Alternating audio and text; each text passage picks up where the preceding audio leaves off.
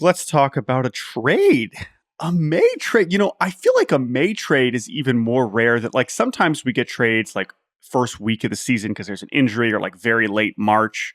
We've Like seen Craig ones like that. Kimbrell, when Craig Kimbrell got traded, I think it was to the Red Sox for the Padres. I think that trade happened on like April 7th. He's been or dealt something. dealt a few times. But yes, Craig Kimbrell, when he was first traded, nicely done. No, from the Braves to the Padres was on April 5th, 2015. That is a very specific memory. I'm very impressed there. Then he was traded to the Dodgers. Sorry, I've been thinking a lot about Craig Kimbrell last couple of days as somebody who watches the Orioles. That's true. I saw Craig Kimbrell shut it down there on Friday. Anyway, all right. So Luis Arraez has been traded to the San Diego Padres. He's already collected 5 hits with the San Diego Padres, which is pretty amazing. But that's what he does. That's what Luis Arraez does. Okay, so we've talked a lot about the Marlins and their catastrophic start to their season on this show. We talked about Skip Schumacher. You've kind of written about it. You've talked to Skip. You've talked to Peter Bendix. You've kind of been around the Marlins. So before we get to this trade, why did this happen? Why did the Marlins do this? Because they stink. I think you can fault Peter Bendix and Marlins ownership for not deciding to invest in the team for this season. But once they woke up on May 3rd and were 85 games out of first place, I have no issue with this decision in that context. Now, I do think that there's an argument about like, you need to give the fans something to watch, particularly in that market. Now, that might not apply to Miami, actually, because it's not like they're packing the place anyway. So I understand that this could, a full teardown could be very dangerous for them, but it's not as if they're like relying on ticket revenue to make this machine go. Luis Arraez does, however, represent the type of player that a fan base cares about, even when you're bad. And so from that perspective, I do feel for Marlins fans. However, I think Peter Bendix got this job because he was willing to tear it to the studs. That's why they hired him in the first place. This was never going to be a quick rebuild. They were never really going to try and contend with a roster that overperformed a year ago and they made the postseason.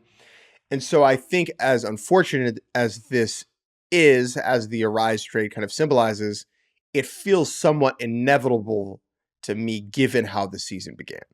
Totally. And I think that, right, when you zoom out and you understand the bigger picture of why Bendix was brought in and what he is trying to accomplish, which is just get this organization to a healthier place from a talent-based standpoint. And if you accept that they are clearly not going to be good this year and possibly not next year either, Luis Arraez does not serve. I mean, he serves a purpose because he's an amazing player and an amazing teammate and an amazing presence and like all those things. So like, I'm not discounting that. But for Peter Bendix's job, which is to, ensure a healthier and better future for the Marlins, that player does not bring a lot. It'd be one thing if Arraez was under contract for the next 5 years, right? And it's like, all right, you could have built around him. He's going to be a fan favorite. He's going to be here. He's through next season, and ultimately they jumped at a pretty healthy package of prospects, which I want to get to at the end of this because I want to focus this conversation on Arraez the player and what the fascinating part of this, which is that the Padres are the ones targeting him, right?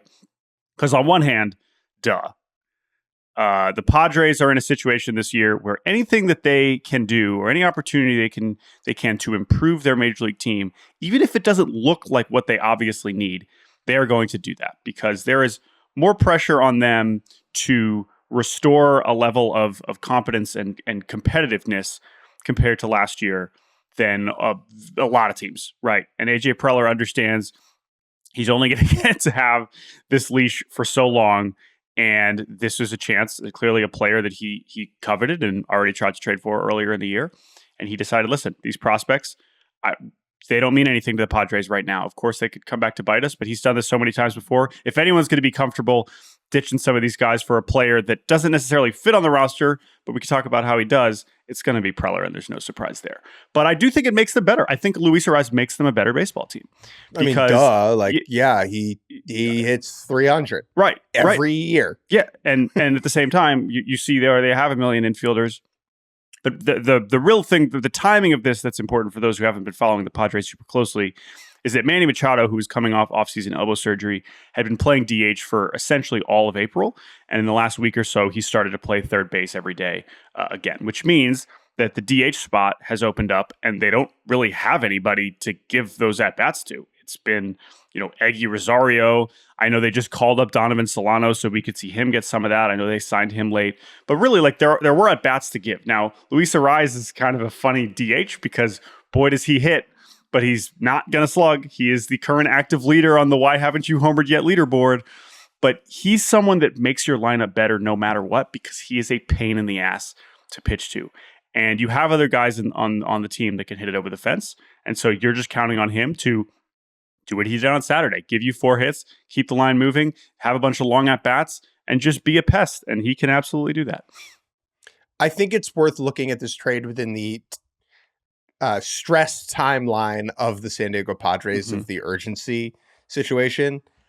AJ Preller has gotten such a long leash atop the San Diego Padres, and a lot of that was because he had a very close relationship with owner Peter Seidler. Now, Seidler unfortunately passed away over the winter, and there are more important impacts of that than what happens to the San Diego Padres.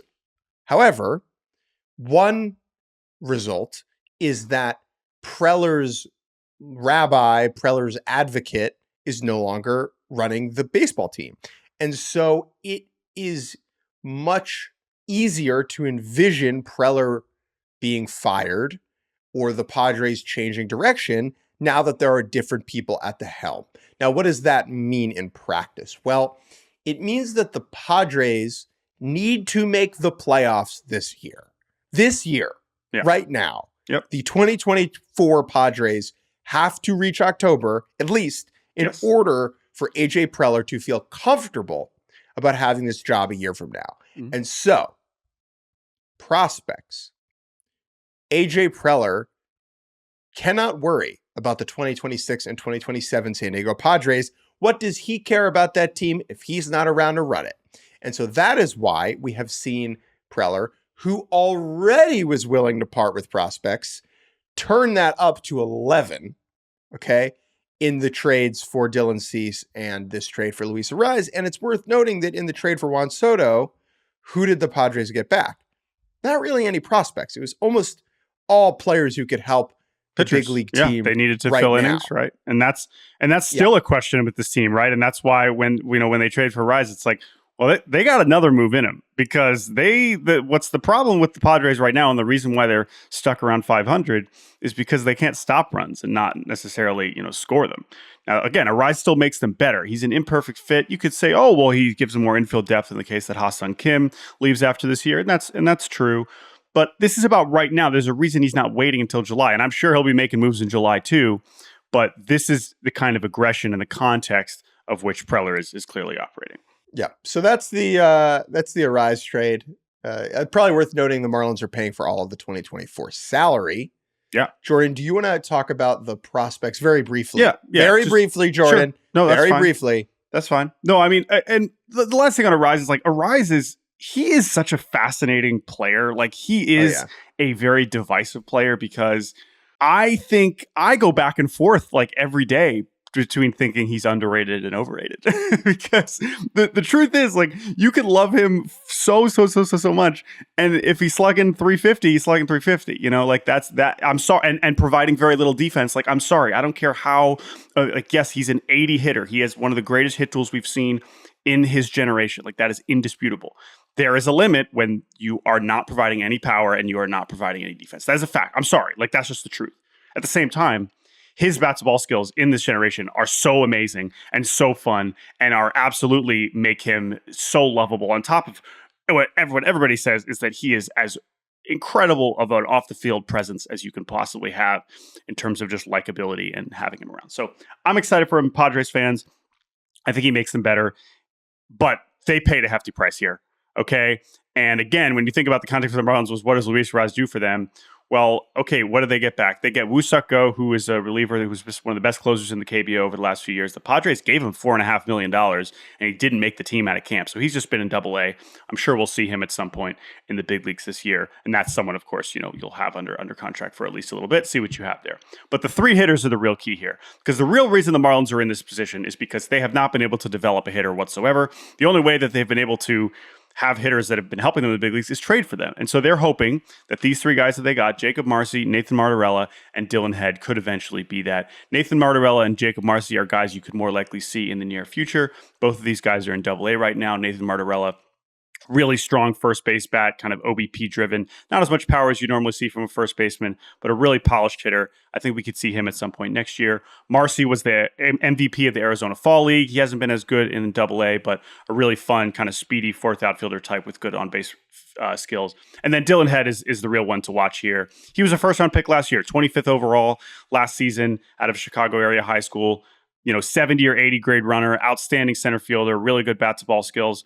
Off to a slow start in A-ball, but he's 19, and that's someone that, again, first rounder not that long ago. And the Padres have traded away basically every first rounder from their last decade, except for basically Jackson Merrill and I guess Robbie Snelling at this point. Everyone else is gone. Dylan Lesko. Lesko is one of the few ones left.